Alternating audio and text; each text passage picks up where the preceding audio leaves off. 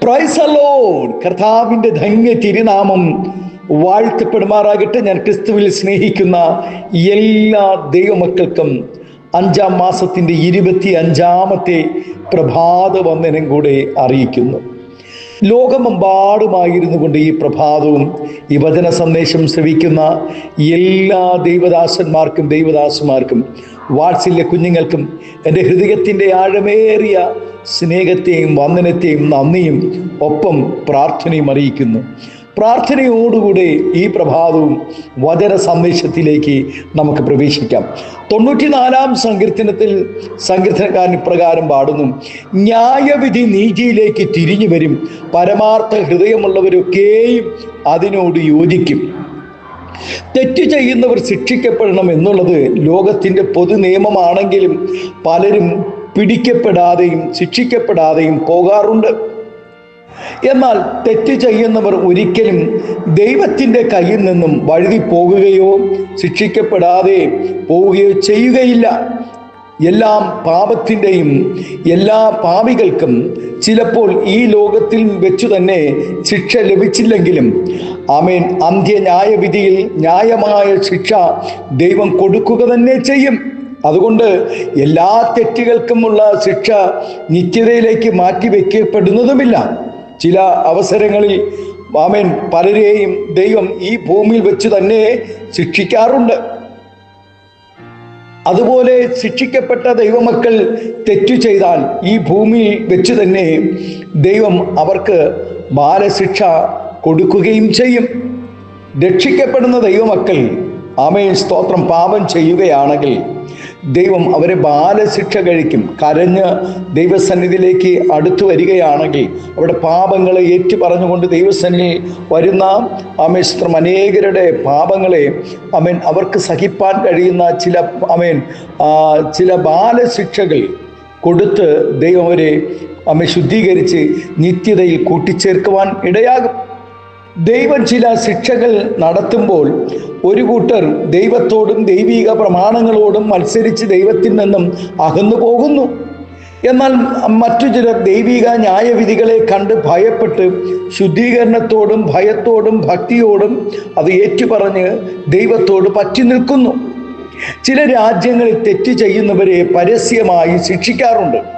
പൊതുജനങ്ങളെ കൂട്ടിവരുത്തിയും തെറ്റ് ചെയ്തവർക്ക് പരസ്യമായി ചാട്ടവാറടി കൊടുക്കുക, കൈകാലുകൾ മുറിച്ചു മാറ്റുക, തല വെട്ടുക തുടങ്ങിയ ശിക്ഷകൾ നടത്തുന്ന രാജ്യങ്ങൾ അവനുണ്ട്. ഇതുകൊണ്ട് അവർ ഉദ്ദേശിക്കുന്നത് ഈ ശിക്ഷകൾ കാണുകയും കേൾക്കുകയും ചെയ്യുന്ന ജനങ്ങൾക്ക് ഇതൊരു പാഠമാകണമെന്നും ഈ വിധ തെറ്റുകൾ ആര് ചെയ്താലും അവർക്കും ഈ ശിക്ഷകൾ തന്നെ ലഭിക്കും എന്നറിഞ്ഞുകൊണ്ട് മര്യാദയ്ക്ക് ജനം ജീവിക്കണമെന്നുമാണ് ഇതിൻ്റെ പിന്നിലുള്ള ഉദ്ദേശം. എന്നാൽ എത്ര തന്നെ ശിക്ഷകൾ നടത്തിയാലും തെറ്റു ചെയ്യുന്നവരുടെ എണ്ണത്തിന് ഒരു കുറവുമില്ല. ദൈവവും പരസ്യമായി ചില ന്യായവിധികൾ നടത്തിയതിൻ്റെ പിന്നിലും ജനം മാനസാന്തരപ്പെടണമെന്നും മറ്റുള്ളവർക്ക് പാഠമായി ഇരിക്കണമെന്നുമാണ് ഉദ്ദേശിക്കുന്നത് തന്നെ. എല്ലാ മനുഷ്യർക്കും ദൈവം മുന്നറിയിപ്പുകൾ നൽകാറുണ്ട്. ആമേൻ. പ്രകൃതിക്ഷോഭങ്ങൾ, സാമൂഹ്യ വ്യവസ്ഥകളിൽ കൂടെയുള്ള മാറ്റങ്ങൾ, മതപരമായ സമീപനങ്ങൾ, രാഷ്ട്രീയ വ്യതിയാനങ്ങൾ എന്നിങ്ങനെയുള്ള വ്യത്യസ്ത മാർഗങ്ങളിൽ കൂടെ ദൈവം മനുഷ്യവർഗത്തോട് അവൻ ദിനവും ഇടപെട്ടുകൊണ്ടിരിക്കുന്നു. ഇവ കൂടാതെ അതിശക്തമായ ആമേൻ സ്തോത്രം ഹല്ലേലൂയ ഭാഷകളിൽ കൂടെ തൻ്റെ അഭിഷക്തന്മാരായ ദൈവദാസന്മാരോടും ദൈവദാസിമാരോടും കൂടെ ദൈവം ജനത്തോട് സംസാരിച്ചു കൊണ്ടേയിരിക്കുന്നു. ദൈവത്തിൻ്റെ ആലോചനയ്ക്ക് വിധേയപ്പെടാതെയും മാനസാന്തരമില്ലാതെ വഷളായി ജീവിക്കുന്നവരെയും ദൈവം ന്യായം വിധിക്കും. ഇങ്ങനെ വ്യത്യസ്തങ്ങളായി ആമേൻ സ്തോത്രം ഹല്ലേലൂയ വ്യക്തികളെയും കുടുംബങ്ങളെയും സമൂഹങ്ങളെയും ദൈവം ശിക്ഷിക്കുമ്പോൾ ഒരു കൂട്ടർ ദൈവത്തിൽ നിന്നും അകന്നും അധികം ദോഷം പ്രവർത്തിച്ചു കൊണ്ടേയിരിക്കുന്നു. പ്രമാണം ലംഘിച്ചാൽ കടുത്ത ശിക്ഷ ഉണ്ടാകുമെന്ന് അറിഞ്ഞിട്ടും മനഃപൂർവ്വം തെറ്റ് ചെയ്യുന്നവരുമുണ്ട്. നല്ല ഉദ്ദേശത്തോടു കൂടി തന്നെയാണ് കുന്നിന്മേലുള്ള അമിനാദാബിൻ്റെ വീട്ടിൽ നിന്നും പെട്ടകം കൊണ്ടുവരുവാൻ ദാവീദ് സർവ്വസന്നാഹങ്ങളുമായി പോയത്. എന്നാൽ വ്യവസ്ഥ പ്രകാരം പെട്ടകം എടുക്കാതെ അത് കാളവണ്ടിയിൽ കയറ്റിയത് കൊണ്ട് യാത്ര തുടങ്ങിയതും പെട്ടകത്തോടും ദൈവിക വ്യവസ്ഥയോടും അനാദരവ് കാണിച്ചത് നിമിത്തവും ഊസ കൊല്ലപ്പെടുവാനിടയായി.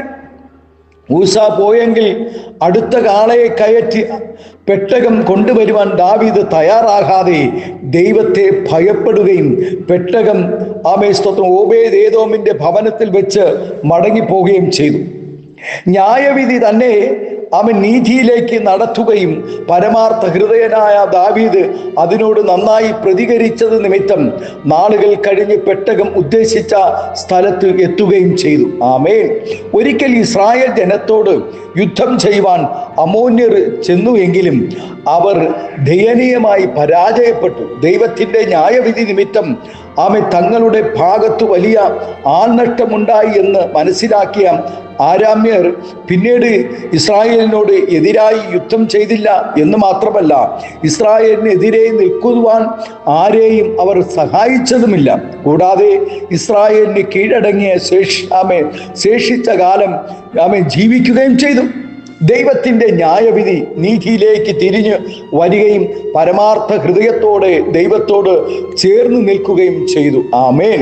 ആകയാൽ പ്രിയ ദൈവവൈതലേ, ദൈവം നമുക്ക് നൽകുന്ന ചില ബാലശിക്ഷകൾ നിമിത്തമോ മറ്റു ജനത്തിൻ്റെ മേൽ വരുത്തുന്ന ന്യായവിധികൾ നിമിത്തമോ നമ്മെ ദൈവത്തോട് അടുപ്പിക്കുവാൻ കാരണമാകട്ടെ എന്ന് ഈ പ്രഭാതം നമുക്ക് പ്രാർത്ഥിക്കാം ദൈവത്തോട്.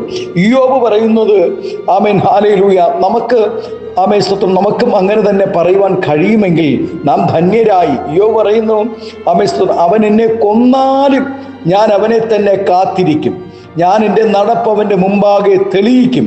ഒരു കാലഘട്ടത്തിൽ അപ്പോസ്തലന്മാർക്കും ക്രിസ്ത്യാനികൾക്കും വിരുദ്ധമായി നിന്ന ശൗൽ ദമസ്കോസിൻ്റെ പടിവാതിക്കൽ വെച്ച് യേശുവിൻ്റെ അടിയേറ്റ് നിലത്തി വീണവൻ പൗലോസായി മാറുകയും പരമാർത്ഥ ഹൃദയത്തോടുകൂടെ സ്തോത്രം ഹല്ലേലൂയ അന്ത്യത്തോളം കർത്താവിന് വേണ്ടി വളരെ ധീര പോരാളിയായി അധ്വാനിക്കുകയും കുറ്റമറ്റ മനസാക്ഷിയോടുകൂടെ ജീവിക്കുവാൻ ഇടയാവുകയും ചെയ്തു. പ്രിയ ദൈവത്തിലെ, നമ്മുടെ ജീവിതത്തിലും നാം ചെയ്യുന്ന തെറ്റുകൾക്ക് ഇവിടെ ശിക്ഷ ലഭിച്ചില്ലെന്ന് വന്നേക്കാൻ ചിലപ്പോൾ. എന്നാൽ നാം ചെയ്യുന്ന തെറ്റുകൾക്കെല്ലാം സ്തോത്രം ഹല്ലേലൂയ, നല്ലതായാലും തീയതായാലും നാം ചെയ്യുന്നതിൻ്റെ പ്രതിഫലം നമുക്ക് ഈ ഭൂമിയിൽ വെച്ച് കിട്ടിയില്ല എങ്കിലും നിത്യതയിൽ ഒരു ശിക്ഷയുണ്ട്, ഒരു ന്യായവിധി ഉണ്ടെന്ന് നാം മറന്നു പോകരുത്. ആകയാൽ ബാലശിക്ഷ കഴിക്കുമ്പോൾ സ്തോത്രം, ദൈവം എന്നെ ശിക്ഷിച്ചു, ദൈവം എന്നെ സ്തോത്രം കഷ്ടതയിൽ ആഴ്ത്തിക്കളഞ്ഞു, ദൈവം എന്നെ മറന്നുപോയി എന്ന് പറഞ്ഞ് സ്തോത്രം ദൈവത്തിൽ നിന്നും അകന്നു പോകാതെ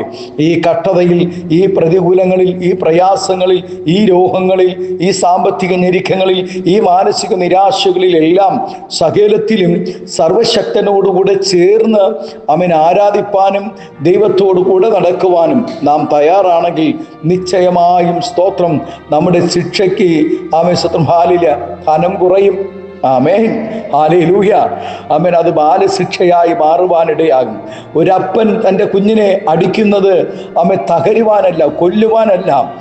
അപ്പൻ്റെ സ്തോത്രം സ്നേഹത്തിൻ്റെ ലാളനയിൽ കൂടെയുള്ള ശിക്ഷയായിരിക്കും ആ മകന് ലഭിക്കുന്നത്. പ്രിയ ദൈവവേദിലേ, ഇന്ന് പ്രഭാതം ദൈവിക ന്യായവിധി നീതിയിലേക്ക് തിരിഞ്ഞു വരുവാൻ പരമാർത്ഥ ഹൃദയത്തോടുകൂടെ നമുക്ക് ദൈവത്തോടുകൂടെ യോജിക്കാം, ദൈവവചനത്തോടുകൂടെ യോജിക്കാം.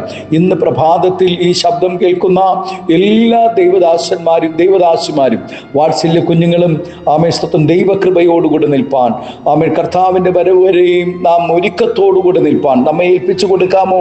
നമ്മുടെ കണ്ണുകളെ ദിവസം ഇടയ്ക്കാൻ നമുക്കൊരു നിമിഷം പ്രാർത്ഥിക്കാം. പരിശുദ്ധ ദൈവമേ, സ്നേഹവാനായ ഞങ്ങളുടെ നല്ല കർത്താവേ, അനുഗ്രഹവും പ്രശാന്തവുമായ നല്ല പ്രഭാതത്തിനായി നന്ദി നിറഞ്ഞ ഹൃദയത്തോടെ സ്തോത്രം ചെയ്യുന്നു. ഉപവാസങ്ങളിലും പ്രാർത്ഥനകളിലും കർത്താവേ സ്തോത്രം കുറവുകളെ ഏറ്റുപറഞ്ഞുകൊണ്ട് ദൈവസന്നിധിയിലേക്ക് അടുത്തു വരുന്ന ഓരോ പ്രിയപ്പെട്ടവരെയും സ്വർഗം ഈ ദിവസങ്ങളിൽ ആദരിക്കണമേ, അനുഗ്രഹിക്കണമേ എന്ന് പ്രാർത്ഥിക്കുന്നു. കർത്താവേ സ്തോത്രം ഹല്ലേലൂയ, പാപച്ചേറ്റിൽ കിടന്ന് ഞങ്ങളെ ബാലശിക്ഷ നൽകി കർത്താവേ ഞങ്ങളെ വീണ്ടെടുത്ത ആ സ്നേഹത്തിനായി ഞങ്ങൾ നന്ദി പറയുന്നു നാഥ, നന്ദി പറയുന്നു. അനേക പ്രിയപ്പെട്ടവർ കഷ്ടതയുടെ നടുവിലായിരിക്കുന്നു. ഹോസ്പിറ്റലിൻ്റെ കർത്താവേ ഹോസ്പിറ്റലിനകത്ത് കർത്താവ് വളരെ ഭാരത്തോടുകൂടെ ആയിരിക്കുന്നവരുടെ രോഗബലഹീനതയോടുകൂടെ ആമേ സ്തോത്രം. പ്രതികൂലങ്ങളുടെ നടുവിലായിരിക്കുന്നവരുണ്ട്, സാമ്പത്തികമായ ആമേ ഞെരുക്കങ്ങളിലായിരിക്കുന്നവരുണ്ട് കർത്താവേ.